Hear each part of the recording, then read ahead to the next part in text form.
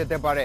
পীর সাইফুল ইসলামের বেড়ে ওঠা এবং এ পর্যন্ত আসার জন্য কোন কোন পথে হেঁটেছেন তিনি সে সম্পর্কেও ধারণা নেয়ার চেষ্টা করা যেতে পারে।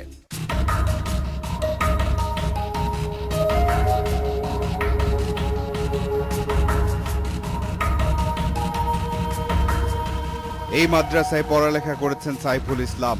তার ব্যাপারে কথা হলো মাদ্রাসার অধ্যক্ষের সঙ্গে। কেউ কেউ আমাদের কাছে এসেও নালিশ করেছে, যারা একবার প্রত্যক্ষদর্শী যারা দেখেছে, এমন লোক আমাকে বলেছে যে আমি নিজেই ওনার রুমে গিয়ে এভাবে দেখেছি। আমি যৌন নির্যাতনের অভিযোগ যার বিরুদ্ধে সেই দেখি পরে বড় হুজুর হয়ে গেছেন। যাই হোক, এ ব্যাপারে আমাদের বেশি কথা বলা উচিত নয়, আমরা বরং অধ্যক্ষের কথাই শুনি। মসজিদের খতিব সাহেব উনি তখন ছাত্রাবাসের দায়িত্ব ছিলেন। তো ওনার রুমে নকশাল পরিচয় দিয়ে কিছু ছাত্র ঢুকছে, কিছু লোক ঢুকছে। পরে জানা গেল যে সাইফুল ইসলাম তখন শিবিরের নেতৃত্ব দিতেছিল এখানে, এবং তার নেতৃত্বে এটা হয়েছে।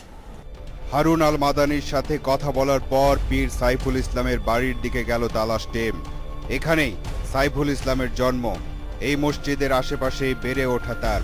এখানকার মানুষের কি ধারণা তার সম্পর্কে সেটা জানা যাক। আমার বাবা চাচারা ওনারা মুড়ি দিতেন, আমরা তারপরে মুড়ি দেন ওনাদের। এখানে তো বহুত সম্পদ, এই জায়গায় বহুত সম্পদ কিনছে নাকি।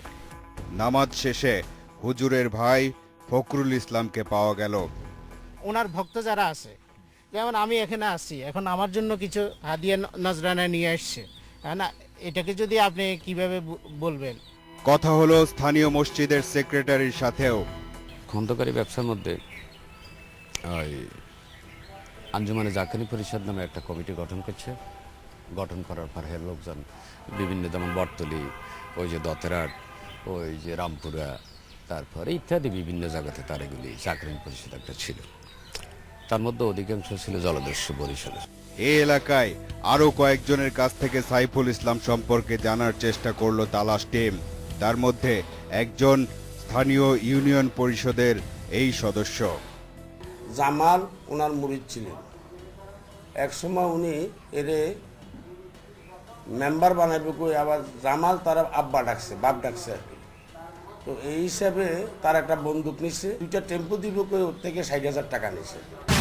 এই পীর সাহেবের দেখে বর্ণাঢ্য অতীত আছে, যৌন নির্যাতন থেকে শুরু করে অস্ত্র পর্যন্ত। কিন্তু শুধু মুখে মুখে অভিযোগ থাকলেই তো হবে না, যারা ঘটনার শিকার বা ভুক্তভোগী তাদের দু একজনকেও তো পেতে হবে।